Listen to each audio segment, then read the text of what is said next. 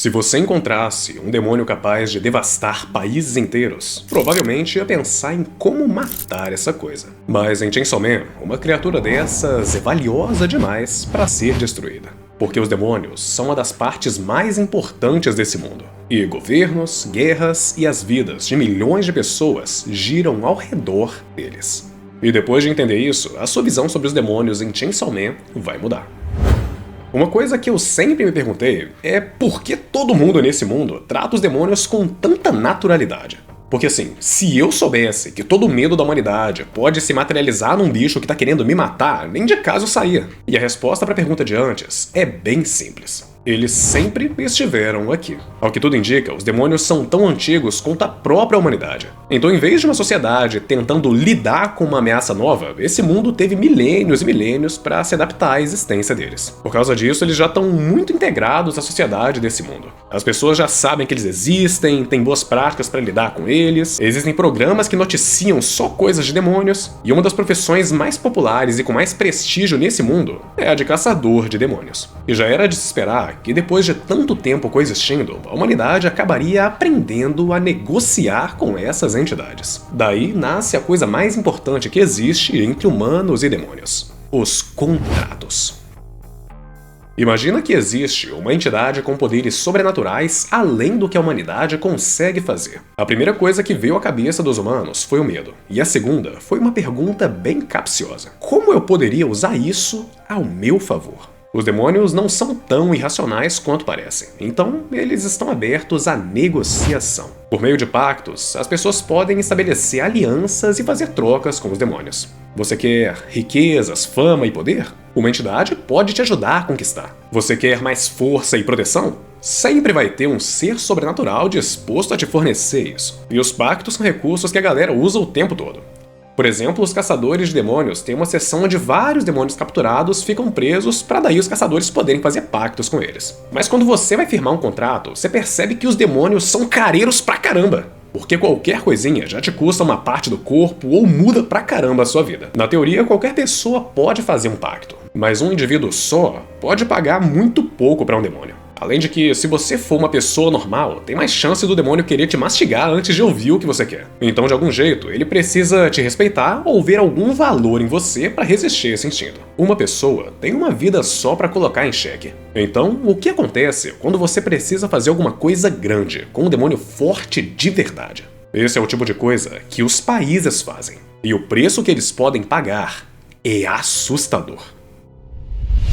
Em Chainsaw Man, os governos também firmam contratos, e isso aumenta muito o nível e a escala do que dá pra fazer. É basicamente a única forma de extrair todo o poder de um demônio forte. E isso é feito usando o recurso mais precioso desse mundo: sacrifícios humanos em larga escala. É por isso que a máquina não pode ser morta normalmente, inclusive. Porque o primeiro-ministro do Japão firmou com ela um contrato para conseguir usar o demônio do controle em função do governo japonês. O preço disso é que qualquer dano que ela sofra vai ser revertido como um acidente ou uma doença em um cidadão japonês aleatório. O Japão usa a própria população como sacrifício em troca de ter um demônio poderoso trabalhando ao seu serviço. E o formato do contrato também pode variar. Os governos também usam a população em acordos para favores únicos. Por exemplo, o presidente dos Estados Unidos firmou um acordo com o demônio das armas para ele tentar assassinar a máquina em troca de 1 ano de vida de cada estadunidense. Ele trocou centenas de milhões de anos da população por uma simples tentativa de eliminar um inimigo poderoso.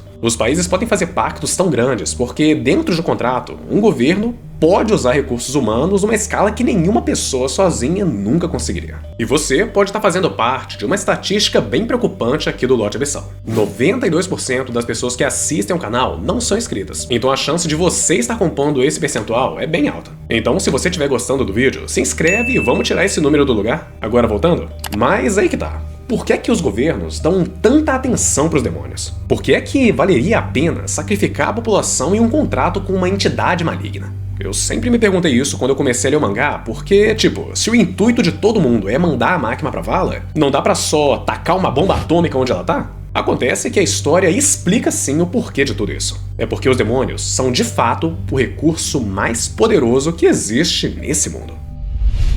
Quando a máquina revela que o poder do Chainsaw Man é apagar da realidade os conceitos por trás dos demônios que ele devora, ela explica que ele já fez isso muitas vezes antes. Segunda Guerra Mundial, bigodistas, AIDS, armas nucleares e vários outros foram apagados da realidade e a humanidade não se lembra de nada disso. Uma das, se não a maior arma militar que a humanidade já criou, não existe nesse mundo. E quando você tira um recurso militar tão poderoso, alguma coisa acaba ocupando esse espaço que ele deixou. No mundo real, a gente tem várias armas que derivaram da Segunda Guerra Mundial. E essas armas conseguem causar destruição em massa, e algumas delas são quase que indefensáveis. Aqui, a humanidade conseguiu alcançar sozinha várias maneiras de atacar e se defender. Mas isso foi cortado pelo Chainsaw Man na história. Então lá, a coisa mais poderosa que existe é um demônio com o poder de aparecer em qualquer lugar e dar tiro. A realidade geopolítica militar de lá é bem diferente da nossa, porque o sobrenatural quebrou todo o equilíbrio militar que existia. O espaço que as armas de destruição em massa têm no nosso mundo é ocupado pelos demônios em Chainsaw Man. É por isso que os países de lá travam uma corrida armamentista que consiste em reunir o que eles puderem dos demônios mais fortes. E o melhor exemplo disso é o demônio das armas. Ele apareceu no mesmo dia em que um ataque terrorista aconteceu nos Estados Unidos.